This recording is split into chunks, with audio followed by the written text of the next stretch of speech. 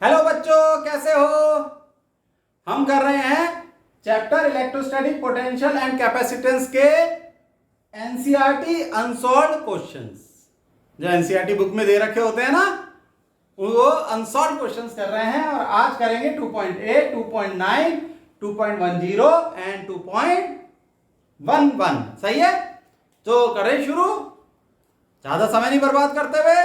Question शुरू। Question 2.8 आपके सामने प्रकट हो रहा है इस स्क्रीन पर, ऊपर देखिए। रेडी। तो बच्चों क्वेश्चन 2.8 क्या कहता है, ठीक है, ये अपनी किताब खूबसूरत सी एनसीईआरटी की। तो क्वेश्चन कहता है, in a parallel plate capacitor with air between the plate, each plate has an area of 6 × 10⁻³ metre square and the distance between the plate is 3 mm. Calculate the capacitance of the capacitor if this capacitor is connected by a 100 volt supply. What is the charge on each plate of the capacitor? बढ़िया question है, करो, screen pause करके करो। Process अपना वही है, आप screen pause करोगे, क्वेश्चन से फाइट करोगे, ठीक है, और ढूंढोगे क्वेश्चन को, लगे रहोगे। कम से कम 5 मिनट तो लगे ही रहना इस क्वेश्चन में, 10 मिनट, ठीक। और नहीं हो पाए तो मेरा सॉल्यूशन देखना, वो तो अवेलेबल है ही आपके लिए।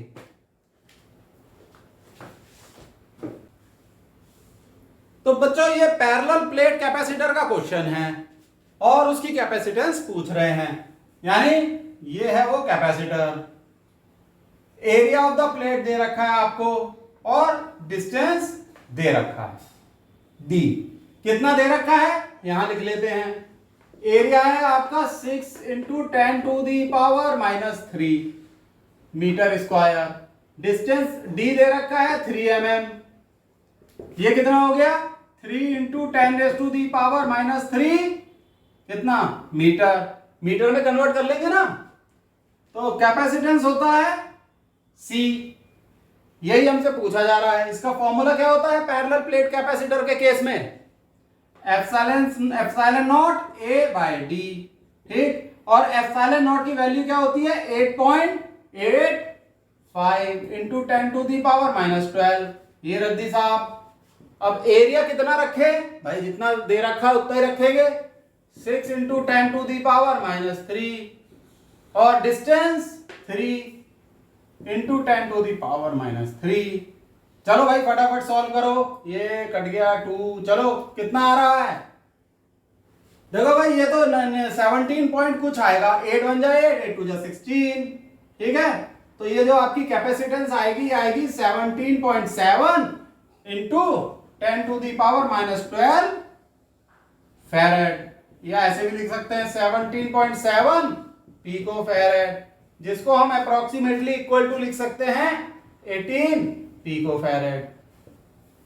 लो साहब, पहला पार्ट पूरा हो गया, पहले पार्ट का आंसर। एबीसी करके नहीं दे रखा, but this is the answer of first part. करो सेकंड पार्ट। सेकंड पार्ट में ये पूछ रहे हैं कि अगर 100 वोल्ट की सप्लाई दे दी जाए इस कैपेसिटर को, तो कैपेसिटर की प्लेट में कितना चार्ज आ जाएगा। जब अगर आप 100 वोल्ट की सप्लाई दोगे ऐसे करके, 100 वोल्ट, तो एक में पॉजिटिव चार्ज आएगा, एक में नेगेटिव आ जाएगा, लेकिन चार्ज का मैग्नीट्यूड सेम रहेगा। वो मैग्नीट्यूड पूछ रहे हैं कितना हो जाएगा, चार्ज निकालोगे अब। Q = VC हमें पता है, V क्या है 100 वोल्ट, C 18 पिको फैरेड, यानी 18 × 10⁻12। तो कितना हो गया, 18 × 10⁻10 कूलम। सही है। आंसर इस फॉर्म में भी दिया हुआ है, 1.8 × 10⁻9 कूलम। यह है आपका आंसर। हो गया ये पार्ट कंप्लीट। चलो क्वेश्चन 2.9 में ये क्या पूछ रहे हैं बताओ, पढ़ो, ऊपर लिखा हुआ है। Explain what would happen if in the capacitor given in exercise 2.8 a 3 mm thick mica sheet of dielectric constant 6 were inserted between the plates।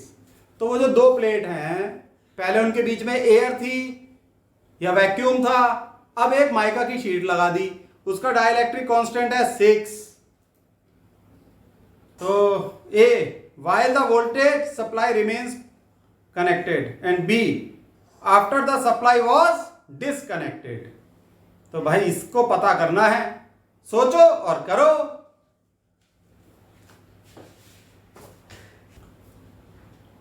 तो बच्चों इस क्वेश्चन में देखो, जैसे ये पैरेलल प्लेट आपका कैपेसिटर है, पुराने क्वेश्चन का ही ये आगे का एक्सटेंडेड क्वेश्चन है।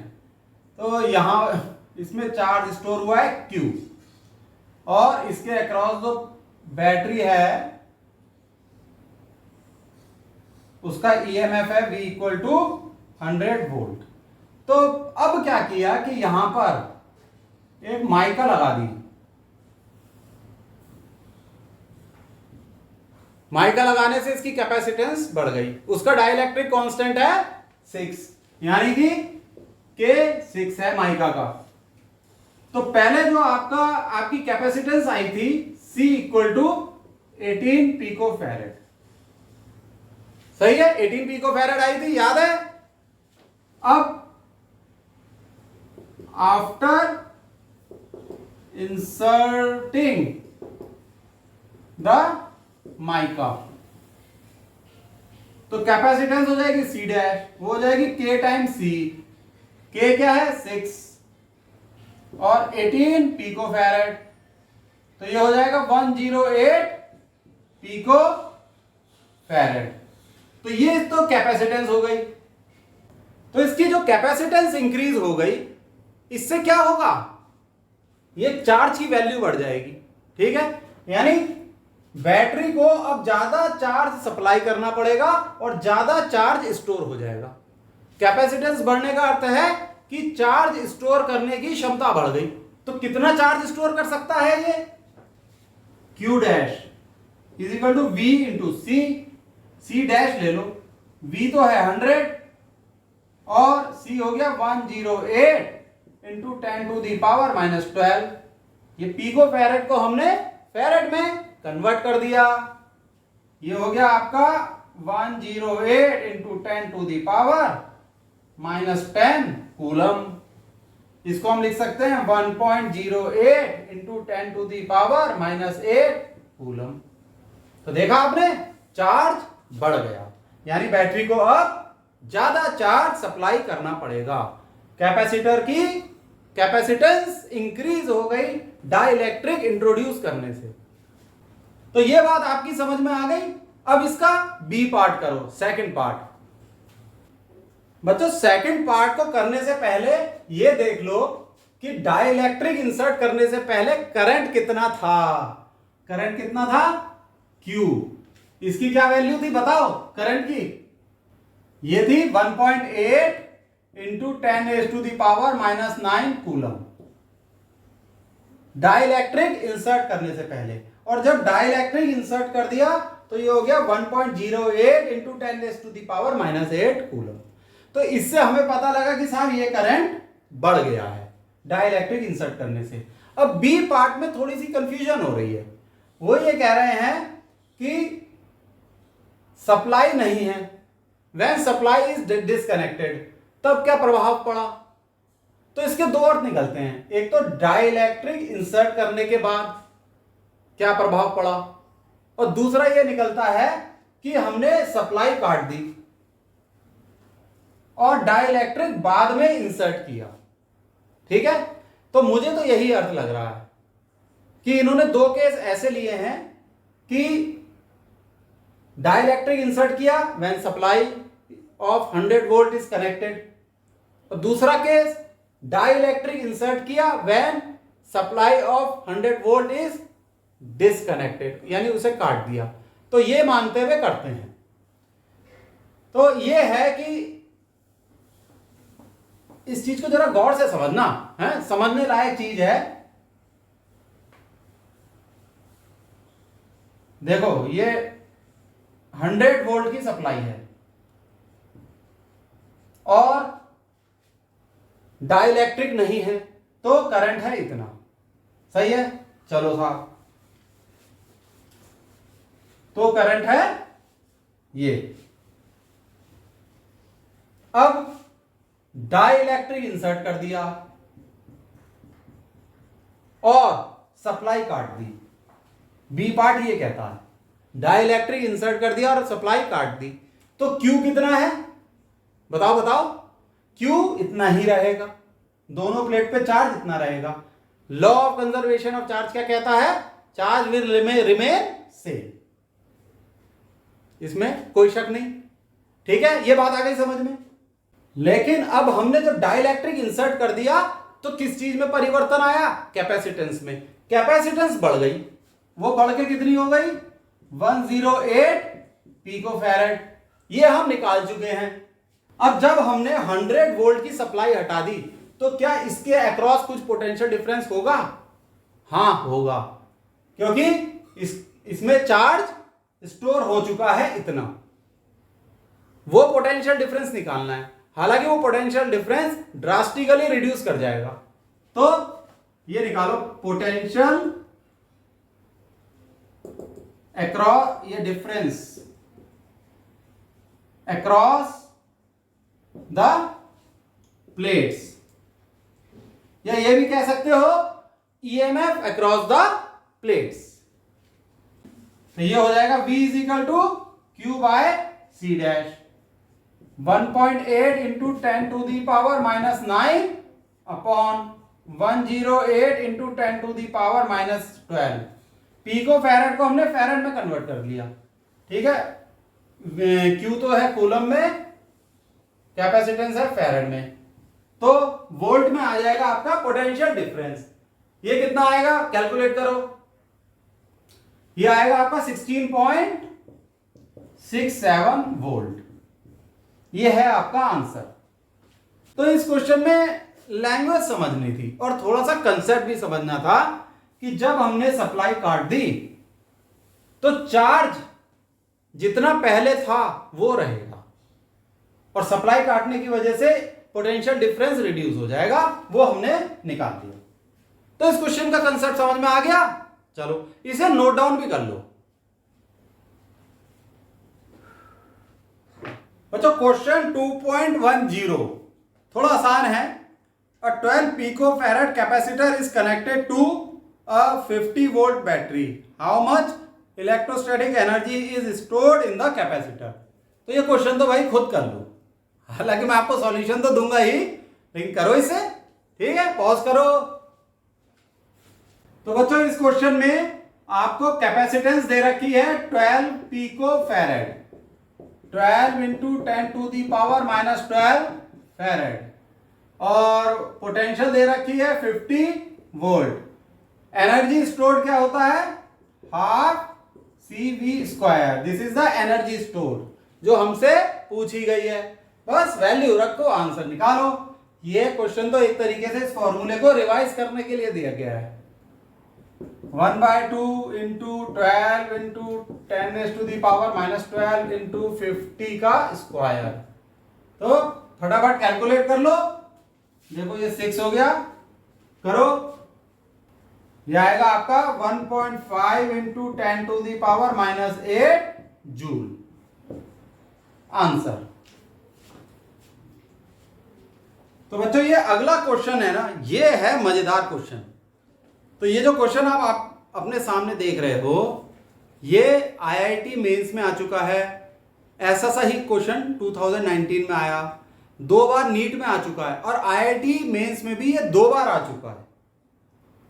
और इवन जिस फॉर्म में आप इसे देख रहे हो उससे इजी फॉर्म में आया है, क्योंकि इस क्वेश्चन में फिगर इंपॉर्टेंट है। और IIT और नीट में जब ये आया तो फिगर दे रखा था, इसलिए क्वेश्चन इजी हो गया और इजी हो गया।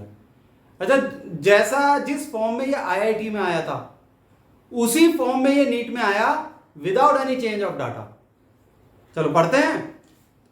A 6 picofarad capacitor is charged by a 200 volt supply. It is then disconnected from the supply and is connected to another uncharged 600 picofarad capacitor.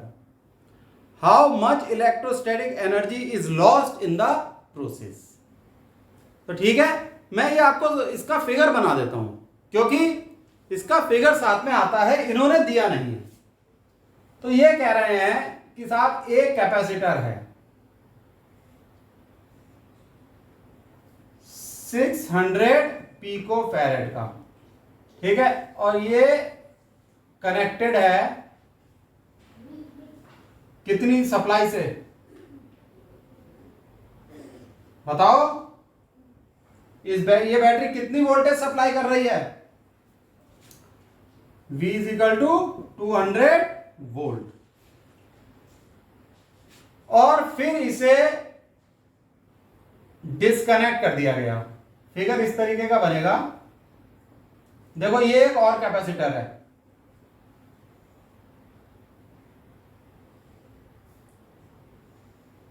अभी ये कनेक्टेड नहीं है, ये भी 600 पिको फैरेड का है, अभी ये कनेक्टेड नहीं है। फिर इसको डिस्कनेक्ट करा और इससे जोड़ दिया, तो ये प्रोसेस हो रहा है। अब सॉल्व करो इस क्वेश्चन को, ठीक है? चलो मैं पहले जैसा कर देता हूं, अभी तो ये इससे कनेक्टेड है। करो सॉल्व, पॉज करो स्क्रीन को और इसे सॉल्व करो। तो बच्चों स्टेप वाइज इस क्वेश्चन को हम करते हैं। देखो अभी ये वाला कैपेसिटर इस बैटरी से कनेक्टेड है, तो इसमें कुछ चार्ज स्टोर होगा, इसकी प्लेट्स में कितना चार्ज आ जाएगा, ठीक है? तो इनिशियली यानी इनिशियली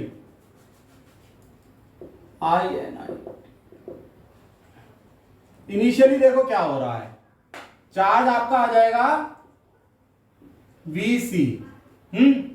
V कितना है 200 वोल्ट और कैपेसिटेंस कितनी है 600 पिको फैरेड, यानी 10⁻⁻12 से मल्टीप्लाई करेंगे तभी तो फैरेड में हो जाएगा, फैरेड में तो कन्वर्ट करते ही हैं। तो ये आपका हो जाएगा 12 × 10⁻⁻8 कूलम। तो ये तो हो गया चार्ज, सही है? ये आपको दिखाई नहीं दे रहा होगा, इसे करता हूं सही, 12 × 10⁻⁻8 कूलम। आ गया ये चार्ज समझ में? चलो बहुत बढ़िया, चार्ज निकालना तो बहुत आसान है। अब इसमें कितनी एनर्जी स्टोर हो गई, इनिशियली कितनी एनर्जी हुई, UI मान लेते हैं इसे, हाफ Q²/C। ये हो जाएगी हाफ Q² कितना हो गया 12 × 10⁻⁻8 का स्क्वायर डिवाइडेड बाय C कितना है 600 पिको फैरेड, 600 × 10⁻12। तो अब UI कितना आया इसे कैलकुलेट कर लो, करो इसे। यह आया आपका 12 × 10⁻6 जूल। अब आप देखो इसे डिस्कनेक्ट कर दिया सप्लाई से, यानी ये चीज खत्म और ये जुड़ गई। तो एक तरीके से देखा जाए तो बैटरी तो डिस्कनेक्ट हो गई, ठीक? तो और ये दोनों पैरेलल में आ गए। इसमें कितना चार्ज है 12 × 10⁻⁻8, तो दोनों में मिला के चार्ज कितना होगा, इतना ही होगा, क्योंकि law of conservation of charge के हिसाब से चार्ज विल रिमेन सेम। तो सेकंड फाइनली, यानी ये सेकंड केस में चार्ज कितना होगा Q सेम रहेगा, चार्ज सेम रहेगा। बदला क्या चेंज हुआ, कैपेसिटेंस। ये दोनों पैरेलल में है तो इक्विवेलेंट कैपेसिटेंस कितनी हो गई C1 + C2। C1 है 600 पिको फैरेड और C2 भी है 600 पिको फैरेड, तो ये हो गया 1200 पिको फैरेड। हमें कैपेसिटेंस पता लग गई। अब हमें निकालनी है एनर्जी, UF मान लो हाफ Q²/C, सही है बिल्कुल। तो ये होगी हाफ Q क्या है 12 इंटू 10⁻⁻⁸ का स्क्वायर अपॉन 1200 और पिको फैराड है तो 10⁻⁻12। अब देखो यूएफ कितना आता है, इससे निकालो, कैलकुलेट करो। यह आएगा आपका 6 इंटू 10⁻⁻6 जूल। ठीक, ये हमसे पूछ रहे हैं how much electrostatic energy is lost. तो एनर्जी लॉस्ट ये पूछ रहे हैं हमसे, वो होगी डेल्टा यू। ठीक है, तो डेल्टा यू क्या होगी, पहले ये एनर्जी थी और फिर ये एनर्जी हो गई, तो कितनी लॉस्ट हुई, 6 into 10⁻⁻6 joule. This is your answer. यानी इतनी एनर्जी का लॉस हुआ, पहले तो इतनी थी भाई, बैटरी से डिस्कनेक्ट करते ही इतनी हो गई, यानी इतनी एनर्जी लॉस्ट हो गई। तो आगे ये क्वेश्चन समझ में आपको, ये अच्छा क्वेश्चन था, इसको ध्यान से एक बार और देखो, नोट डाउन कर लो स्क्रीन पॉज करके। तो आज के लिए इतना बहुत है, ठीक है बच्चों, बाय, सी यू।